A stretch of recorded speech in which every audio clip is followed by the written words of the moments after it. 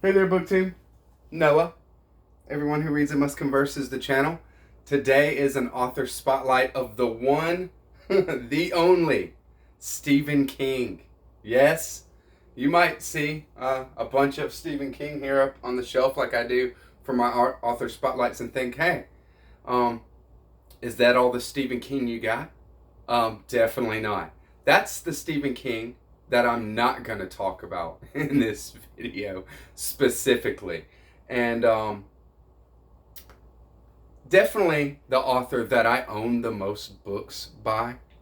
I think that a lot of readers can say that no matter what kind of stuff you read and that you love primarily. I probably own the most movies as far as a writing credit is concerned. I probably own the most movies written by, one person is Stephen King as well. For sure. Because he wrote more, I have, for example, every Thomas Pynchon. I love Pynchon. But, how many books does he have, really? 6? 7? And Stephen King, you're up in like the 40s or 50s or 60 maybe. I mean, just ridiculous. I mean, I might be, cutting it short like that. So we might go long today, guys, but I hope you enjoy this. And I'm gonna touch on my favorites. I'm gonna touch on the things that I really, enjoyed. Stephen King was a huge influence on my past reading life, especially coming up reading. Middle school, high school, Stephen King was just one of those go-to reads where, I'm just read whatever came in contact that I liked. One of the first reads one of the first things that I remember as a kid is my mother reading Salem's Lot and talking about it, and me reading it after to that's how we started our kind of reading back and forth. And today I'm wearing my Stephen King Dark Tower shirt. This is, you've seen the other one. I don't usually wear this one because it's a bit thick. It's a thick material. Not too thick. I mean, it's a t-shirt. But the other one's really light, so I enjoy it. But this one here, summer in Georgia, right? So the stand, I have the big hardcover of The Stand there. Salem's Lot, Insomnia, Carrie, The Shining. I love this edition of The Shining. I like a minimalist cover. So there's my little paperback of The Shining there. Stephen King, The Eyes of the Dragon.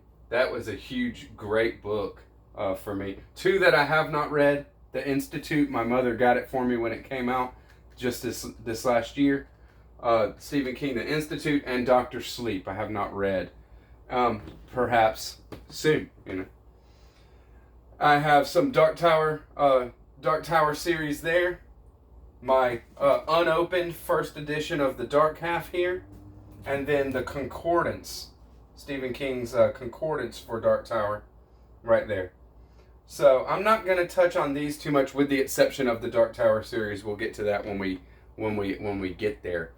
But I would say also, Stephen King's movies, movies by Stephen King were a great, an awesome influence growing up. Creepshow. It was awesome. Creepshow. And then I used to love Sleepwalkers, actually. There's an old movie called Sleepwalkers that is, kind of like cat people that are really weird and, like Stephen King does. Weird and horrible. Horrifying as well. But one of the greatest movies of all time was written by Stephen King. 2 of the greatest movies. 1, Stanley Kubrick's The Shining, but that, of course, is more Kubrick. Why the movie is so great, just the cinematography and what he pulls out of these actors. But The Shawshank Redemption, okay? I mean, what an amazing movie. But onto the books. So one of my earliest reads of Stephen King that I want to touch on, that I really, really enjoyed, as one of my favorites, is The Talisman. And I've heard I need to check out Ghost Story by Peter Straub. I've never read any other Peter Straub than Ghost Story. So this is my paperback copy. This is, but I really love The Talisman. It's a great story. It's not so much horror, though there is some horrifying elements in it. He befriends a werewolf, and the werewolf is actually like, his buddy. He's got to stay away from him, a couple of days out of the month, But, who hasn't been through that, right? But they actually have, it's actually a big fantasy kind of thing. There's alternate dimension, and some people have a twin in that dimension. And if you have a twin in that dimension, then you can learn and you can flip from this dimension to that dimension. And it's basically like an alternate world of ours, kind of a fantasy world, but it's our world kind of. It's laid over or under. It's right here. But the thing is in that world, if you travel in that world, you go a lot, you travel 100 yards in that world. It's like traveling, a mile in this world. Something like that. And the main character in this is on a quest where he has to get all the way across the United States. And he's a young boy. He can't drive. He can't do anything. He just has to get from West Coast, and he has to get to the East Coast, of course, right? He's got to get to Stephen King territory, New England. He's got to get to Salem's Lot, actually, is where he goes to in this book. And so he flips to the other world to travel because he can get there a lot faster, but that, of course, has its own whole set of dangers, But I love this book. It's a really good one. And I like a lot of, Stephen King, really. The Stand. I love The Stand. It was an awesome read back in the day. But to touch on another collection that I really enjoy is the Bachman Books. This is a collection of short books: Rage, The Long Walk, Road Work, and The Running Man. Rage and the Road Work and The Running Man. So the Running Man was turned into a very enjoyable and absurd movie back in like the 80s, late 80s maybe. Arnold Schwarzenegger was in it.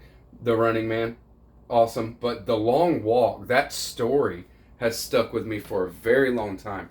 The Long Walk is the story of a kind of a dystopian future society, and they have a game, a sport, where and it's kind of like I said, dystopian kind of thing, because it's kind of like a Hunger Games kind of thing, where this group of boys get chosen to play a part in it. And now, if you win this game, you get unbelievable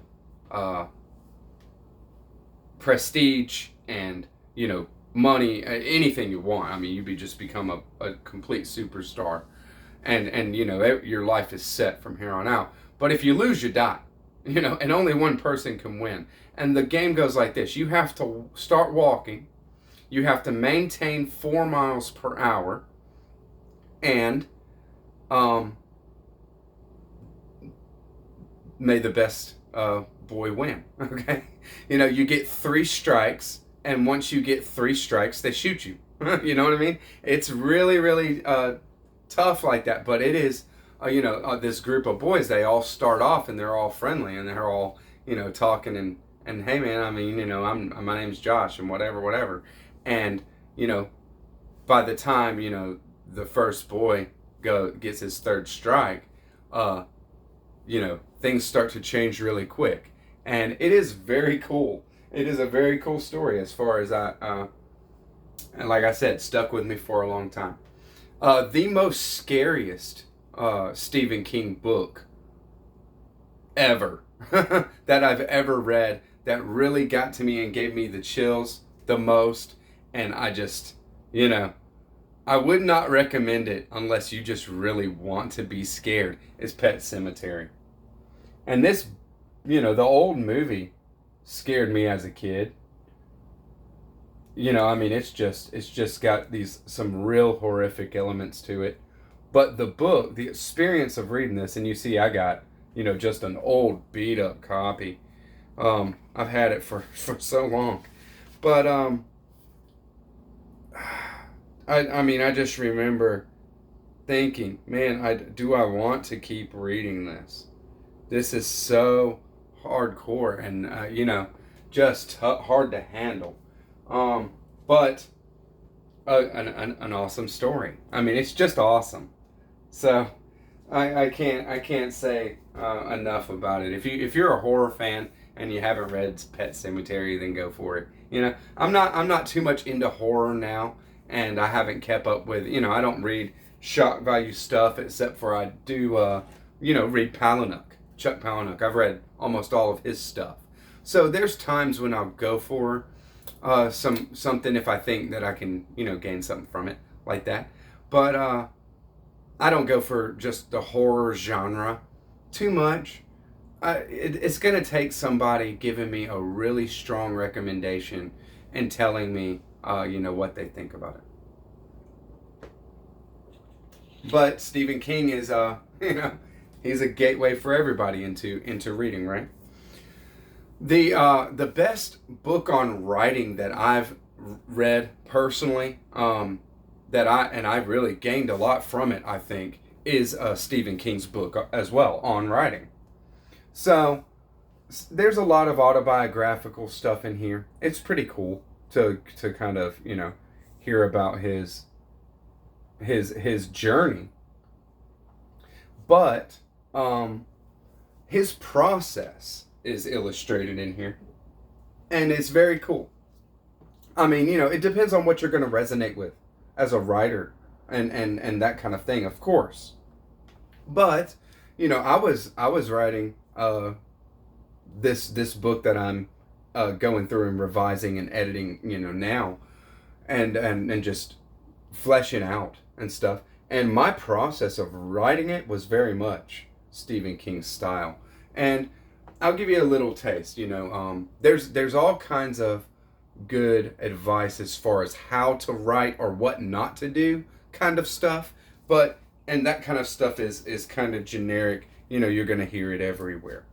But when he's talking about his process, of course you need a muse, right?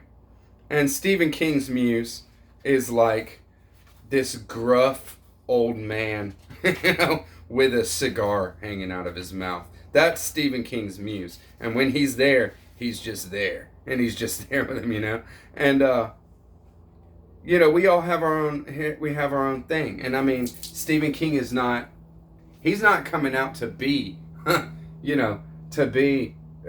Charles Dickens or, even somebody like Philip K. Dick or something like that. He's interested in writing a fun story that will scare somebody. He always wants to get you, and that's just his thing. And it's very well told in here, like from his own perspective, exactly what he's trying to do, how he does it. And one of the things that he illustrates, I'll just give you a little bit then. Sorry, I just, go off, is that he'll just think of a couple of characters that are in his idea for a book. He'll think of a couple of characters and he'll kind of get an idea and get a sense of who they are and their dynamic on each other and all that kind of stuff. Now, and then think of a scene and see a scene that they're in. And then he'll just start writing it. Writing the scene. Writing that scene. Okay? And writing those characters and what they're doing. And it will go from there. He'll just write. And he'll just let it flow. And just let the scene, go. And let it build itself. And all that he has to do is stay true to his characters. Don't have them act in a way that is dishonest to themselves, to who they are. And who a character is can evolve or be more, he would say more like be revealed to him as the story progresses and stuff. But if something happens and it just doesn't, I don't know if he even gets to a point where like something might happen and it doesn't feel right because he's forcing it to happen, because he just doesn't write like that. He lets it, and then I'm maybe on revision, on rereading and stuff, might say, okay, well, that character wouldn't do that. That's, not true to that character's personality or temperament. Something like that. But for the most part, his inspiration, as he says, him being inspired and like just getting into a story and getting into that stream is going to just unfold on its own. All he has to do is really be concerned with remaining true to the characters.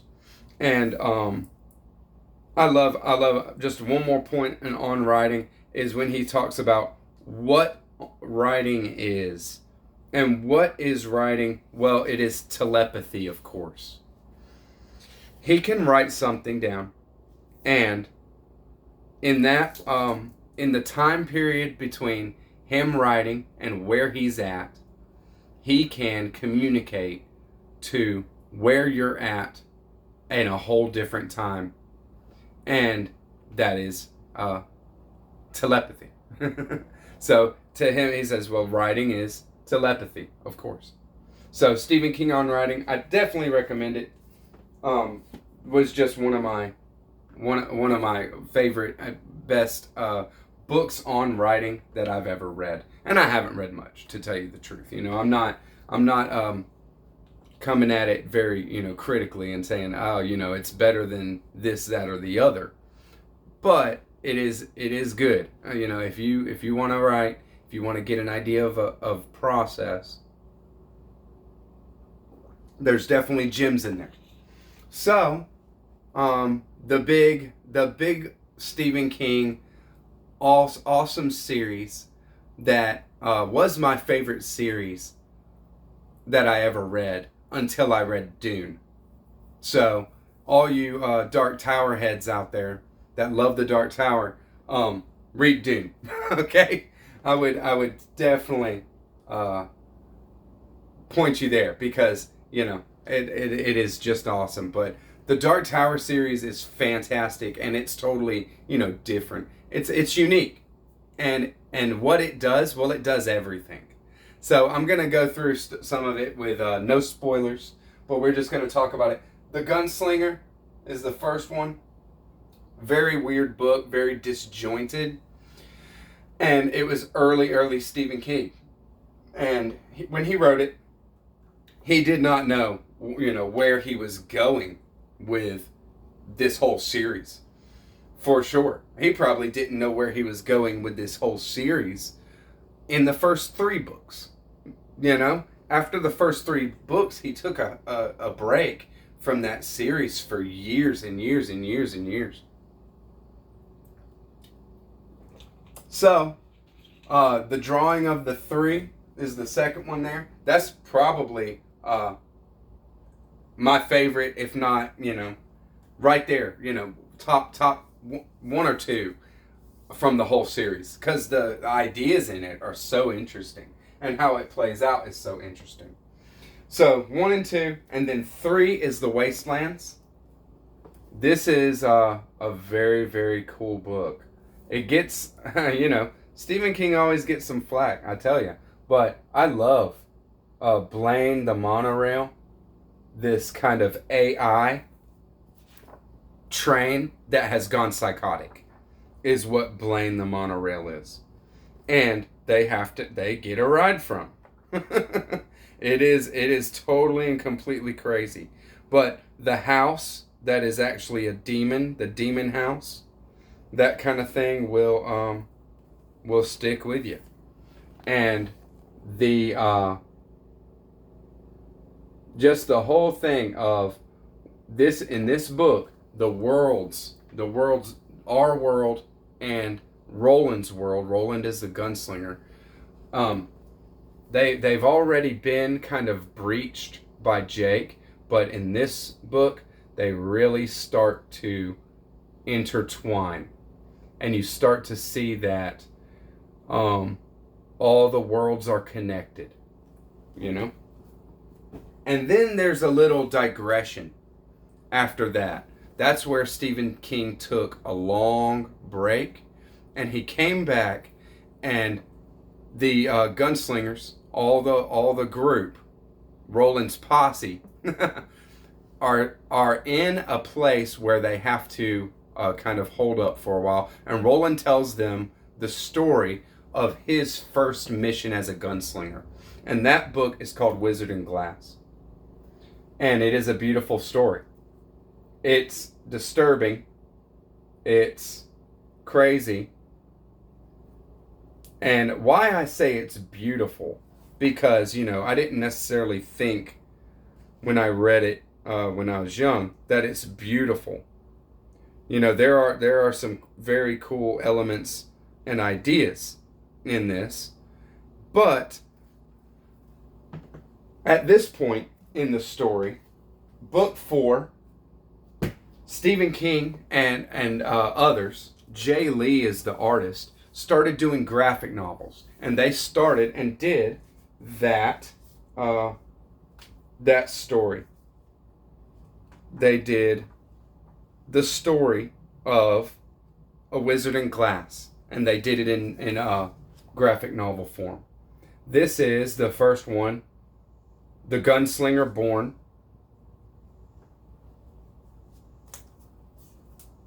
And then there is The Long Road Home. The artwork in this series right here is some of the best in all graphic novels that I've ever seen. So I just, you know, if you're a fan of beautiful artwork in graphic novels, this is exactly where you want to be. It is done so well, and it is Jay Lee who has done it. Jaelee is his name. He's done a lot of different stuff, but this was the first time that I came in contact with him. And the coloring, it is just amazing. The kinds of things that are illustrated in this. Treachery. And so these graphic novels pick up at book 4, Wizard in Glass. You have to read the books first, so you have to read the series first. But for those of you who have read the series, this picks up at book 4, which is the story, Wizard in Glass. And after book 4, the series, the Dark Tower series, continues with the Wolves of Kala. They come out of their story time and they continue on their adventure, right? But this follows, the graphic novels follow Roland back to his home town, Gilead, and the good man, John Farson here, comes into Gilead and destroys the entire town and takes out all of the gunslingers. The good man, John Farson, has an army, and he comes and wrecks the place, just completely wrecks everything. And so you get the story, and that story is not expressed in the Dark Tower series. So this is more and done very, very well. And so at this point, the artists change, and Jay Lee no longer was doing this, so I didn't keep up with it, because I was really, I loved it. But it comes up to Dark Tower, the Gunslinger, the Journey Begins, right? And this, it goes all the way up to the first book of the Dark Tower series. Book 1, the Gunslinger.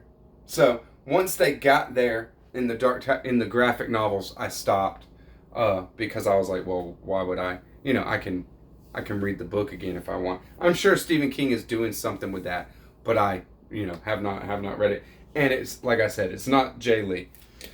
So After Wolves of Kala in the book series, we have, or after Wizard and Glass, there's Wolves of Kala. This is a very, very cool book, and this is where it starts getting super crazy. This is where the Dark Tower series really comes into its own, and you start seeing the immense scope of what is actually going on and of the world and the universe that you're actually in. And so I'm going to leave it at that. I'm not going to spoil anything, but this is an amazing step forward in the series. I love how things work out in this, and then you're completely set up for book 6 and book 7. Book 6 is Song of Susanna. Some people say that, this is the weakest of the series, and I don't agree. I mean, I really, really like Song of Susanna. I like Susanna's whole character a whole lot. And by this point in the series, you are in, the thick of it. And you are in the full scope, like I say, of what Stephen King wants to do with this series. And by the time you're here, and the thickest and final is the Dark Tower itself. By the time you're here, I mean, it's just mind blowing. The things that are going on, the level that you are watching this story play out, it is awesome. I can't say enough about it. Really, just read it. It is so cool, and some of my favorite ideas in any fiction, in any kind of just fantasy, fantasy sci-fi, in any kind of ideas that have been effectively used in fantasy sci-fi stories. Dark Tower series has done it. He did an amazing job with it. So I love the Dark Tower series. It's very, very cool. Do not watch the movie that they just made, The Gunslinger. It is not that is not Roland in that movie. I doubt that Stephen King had anything to do with that movie. It was definitely like, here you go. You can make my movie and let him make it. Matthew McConaughey, Idris Elba, that one, don't watch it. Okay? It's bad. It's really, really bad. And it's not the story. It's not anything to do with the Dark Tower series as a whole. So I hope you enjoyed this booktube. I know we probably went long, but, that's Stephen King. Couldn't help but just kind of go off on some Stephen King. I hope you enjoyed it. Drop me a line. Let me know what you think. And catch you on the next one. Bye-bye.